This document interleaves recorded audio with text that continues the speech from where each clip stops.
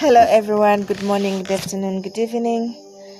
Mbabuuzaako bassebo ne bannyabo baniriza ku YouTube channel yaffe eno Nalubaale the Divine we tusomera ne tuyigira basics z'obuwangwa bwaffe butya bwe tusobola okutambuza lubaale ono atutambuza akannaginaji.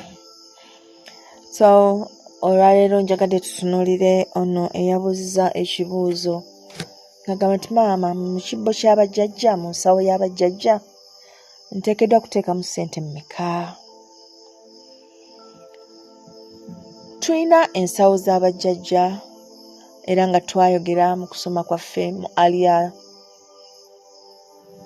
obutambi ne tugamba nti buli muntu ateekeddwa okubeerayo n'ensawo y'abajjajja naye nga ensawo eri mandatory eri abantu bonna kiba kibbo.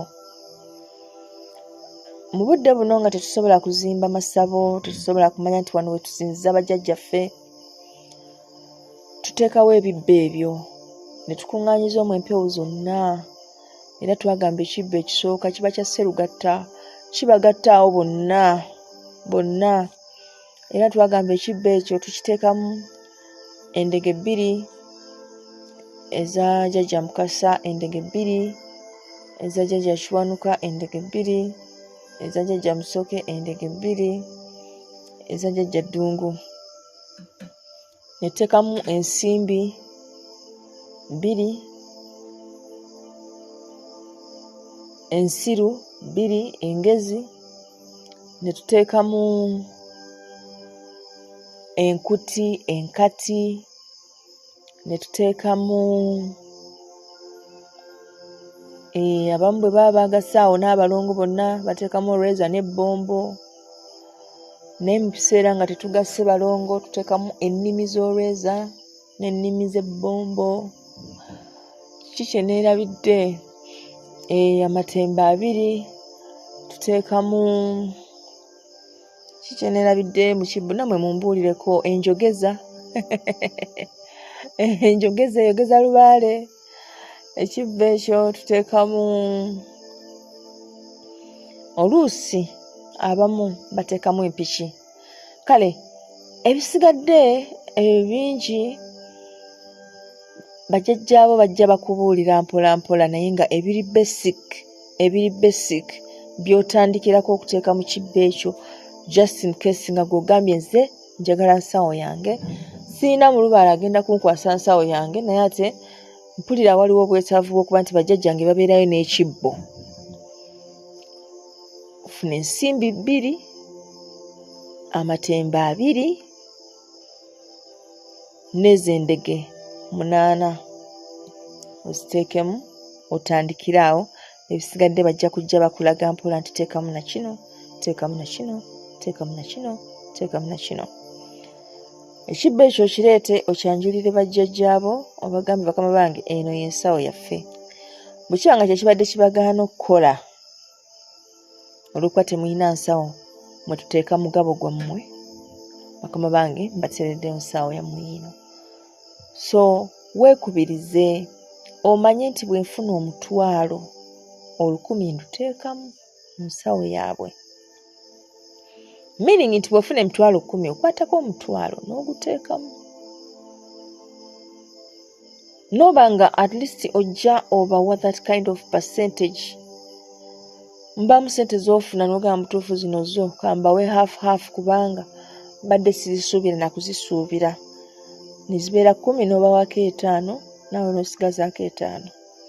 Naye nga ekisinga obulungi kwe kubawa ssente z'otogenda kululunkanira nti ate enkyo zinona.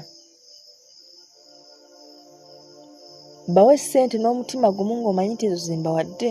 Tekikola makulu ku mutwalo okubawaako 15,000 ate enkeera ng'ogenda kuzinona abajjajja sirina transport antwala ku mulimu. Ekyo tekikola sense. Ssente zaabwe zirina kuba nga zivaayo for a very good reason mu biseera ebyakazigizige.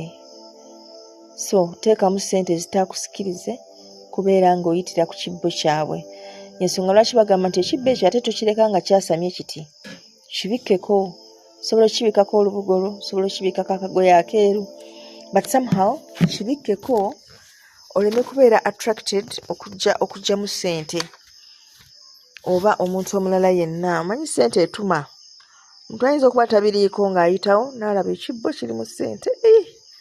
Nga bweweka neetoolere ku zino. Kakana ngazizza emisango egitali myangu gya kuliyirira. So tulina okuba nga tulina ensawo ezo. Twagamba nti omuntu asukka ekibbo y'oyo omuntu alina bajjajjaabe abakola directly ntegeeza ki? Ntegeeza nti katugeze oliko ejjembe kalondoozi alinnya ku jjoba n'ayogera.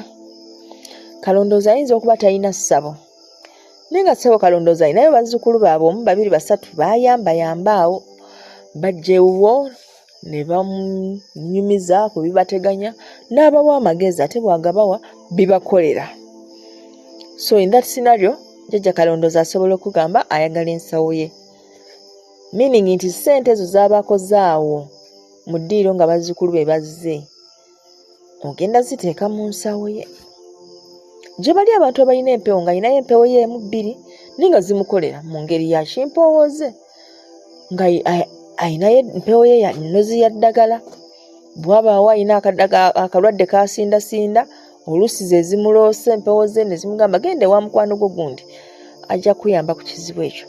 So omuntu ono nga tomugambangako nti munnange ndiko empewo, oba oli awo nga zze ng'akugamba ekintu kyasimbye wano ne kinsimba bwe neebase ne ndoota nga baŋŋamba nzije gy'oli ompe eddagala.